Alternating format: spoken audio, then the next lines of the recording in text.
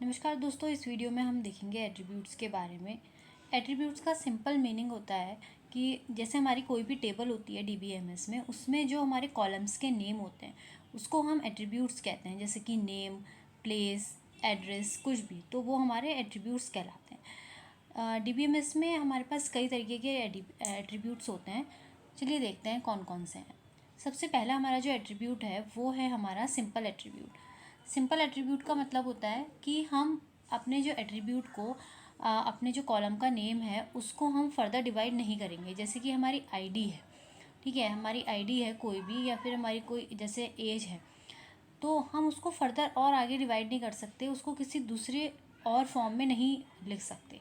ठीक है, आईडी है, सिंपली उसमें कोई ना कोई नंबर होगा या फिर कोई अल्फ़ा न्यूमेरिक करेक्टर होंगे। ठीक है, एज है, उसमें सिंपली कोई नंबर ही होगा और कुछ नहीं हो सकता। अब जैसे कि डिवाइड करने का मतलब है, जैसे कि हमारा नेम है, नेम को हम फर्दर और आगे डिवाइड कर सकते हैं।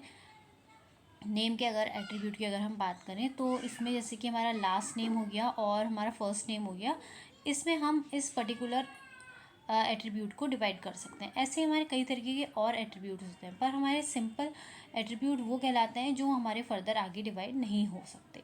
ठीक है, तो अब नेक्स्ट देखते हैं। नेक्स्ट होता है हमारा कंपोजिट एट्रीब्यूट। कंपोजिट हमारा बिल्कुल अपोजिट है सिंपल एट्रीब्यूट के। सिंपल एट्रीब्यूट में हमारा था कि वो फर्दर डिवाइड नहीं होगा, पर कंपोजिट में हमारा क्या होगा, कंपोजिट में हमारा कोई भी अगर एट्रीब्यूट है तो वो हमारा फर्दर डिवाइड हो सकता है। जैसे कि फ़ोन नंबर है, फ़ोन नंबर को हमने दो पार्ट में डिवाइड अगर हम करना चाहें, जैसे किसी के पास रेसिडेंशियल हो गया और ऑफिस का फ़ोन नंबर है, वो हमारा डिवाइड हो जाएगा। एड्रेस है, एड्रेस टेम्परेरी और परमानेंट, तो इसमें हमारा डिवाइड हो जाएगा। नेम का मैंने आपको पहले बताया था, नेम जैसे कि फर्स्ट नेम हो गया और लास्ट नेम हो गया, तो मतलब हम अपने एट्रीब्यूट्स को डिवाइड कर रहे हैं। ठीक है, तो दिस इज़ कंपोजिट एट्रीब्यूट।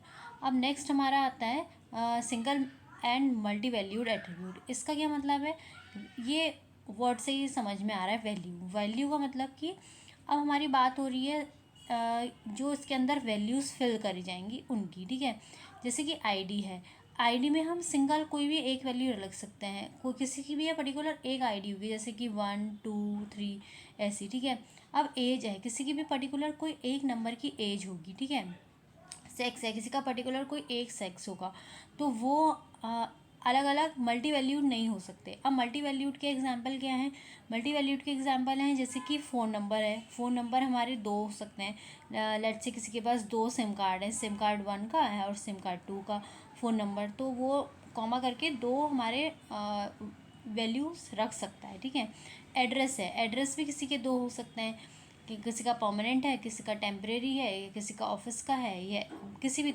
मतलब मल्टी वैल्यूड हो सकता है ये एट्रीब्यूट का एक कॉलम। ठीक है, लेट्स से इसको एक एग्जांपल से देखते हैं। कोई एक एम्प्लॉय है, हमें उसकी डिटेल फिल करनी है। ठीक है, अब जो एम्प्लॉय है वो उसकी आईडी है 1। ठीक है, 1 के अलावा उसकी और कोई आईडी हो नहीं सकती एक पर्टिकुलर इंस्टीट्यूट में। ठीक है, उसकी एज, लेट्स से उसकी एज है 30, तो फिर हम उसको कर देंगे सिंपल 30, और सेक्स है उसका फीमेल। ठीक है, तो ये सारी हमारे सिंगल वैल्यूड है, एक कॉलम में हमारी एक ही वैल्यू आ रही है। ठीक है, सिंगल वैल्यू आ रही है।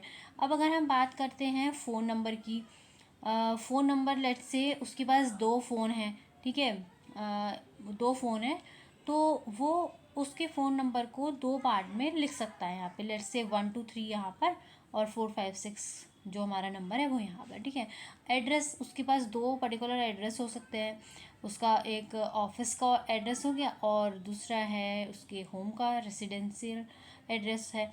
ठीक है, तो वो हमारे ये इसको इस कॉलम, इस पर्टिकुलर कॉलम को वो दो पार्ट्स में डिवाइड कर सकता है। डिवाइड नहीं करना होगा, मतलब कि उसको फिल करने के दो तरीके हैं, उसके पास दो वैल्यूज़ उसमें आ सकती हैं, दो या उससे ज़्यादा भी वैल्यूज़ आ सकती हैं, मतलब मल्टी वैल्यूड है। ठीक है, तो ये एक टाइप हो गया हमारा सिंगल और मल्टी वैल्यू। ठीक है, अब नेक्स्ट देखते हैं। नेक्स्ट हमारा होता है stored and drive. Stored and drive का सिंपल मीनिंग है, स्टोर्ड हमारी जो डीबीएमएस में ऑलरेडी हमारी स्टोर्ड वैल्यू है। लेट्स से हमारे पास कोई एक एम्प्लॉय है, उसका जो हमारा नेम है वो ए है और उसका ईयर ऑफ बर्थ है 1992। ठीक है, 1992 में अब 1992 तो ऑलरेडी हमारा स्टोर्ड है। ठीक है, अब इस पर्टिकुलर एट्रीब्यूट से हमने इस वाले एट्रीब्यूट को, एज एट्रीब्यूट को ड्राइव किया है। तो ये हमारा ड्राइव एट्रीब्यूट हो गया और ये हमारा स्टोर्ड एट्रीब्यूट है। ठीक है, एज को हमने कैसे फाइंड आउट कर दिया, पर्टिकुलर ईयर के हिसाब से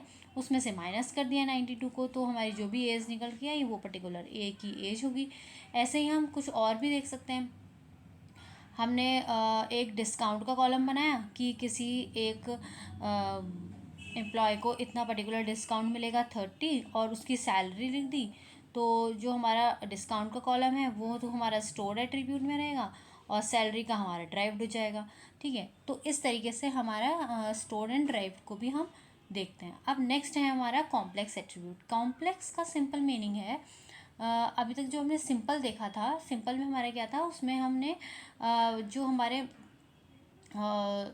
सिंपल और कंपोजिट देखे थे। सिंपल में क्या था, सिंपल में हमारे पास एक पर्टिकुलर जो हमारा जो एट्रीब्यूट था उसको हम एक ही फॉर्म में लिख रहे थे। ठीक है, जैसे कि एज था, एज हमारा सिंपल एट्रीब्यूट है। ठीक है, अब कंपोजिट क्या क्या थे, कंपोजिट हमारा एड्रेस था। एड्रेस कंपोजिट क्यों था, क्योंकि हमने एक पर्टिकुलर वैल्यू, पर्टिकुलर एट्रीब्यूट को फर्दर हमने डिवाइड किया था। ठीक है, अब मल्टी वैल्यूड क्या था, मल्टी वैल्यूड था हमारा कि जिसमें हमने डिफरेंट डिफरेंट वैल्यूज़ लिखी थी एक ही पर्टिकुलर कॉलम में।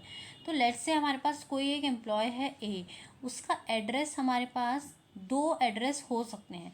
तो मतलब कि ये जो हमारा एट्रीब्यूट का नेम है वो हमारा कंपोजिट भी है और मल्टी वैल्यूड भी है। कंपोजिट तो हमें दिख रहा है, हमने इसे डिवाइड करा है। और मल्टी वैल्यूड कैसे है कि इसमें वो अपना रेसिडेंशियल भी भर सकता है और वो अपना परमानेंट एड्रेस भी भर सकता है या फिर कोई ऑफिस का एड्रेस भी भर सकता है। कितने तरीके के भी एड्रेस मल्टी वैल्यूड वो फिल कर सकता है इस पर्टिकुलर एरिया में। ठीक है, तो ये हमारा कॉम्प्लेक्स एट्रीब्यूट था। तो दोस्तों ये थे हमारे डिफरेंट टाइप्स ऑफ एट्रीब्यूट जो हमने देखे। ठीक है, अब ये हमारे आगे हमारी जो फर्दर वीडियोस आएंगी उसमें इन सबको समझने के लिए इन सब का यूज़ हमें आगे समझ में आएगा। आपको उसमें कोई भी प्रॉब्लम हो तो आप मुझे कमेंट सेक्शन में ज़रूर पूछिएगा। Thank you so much.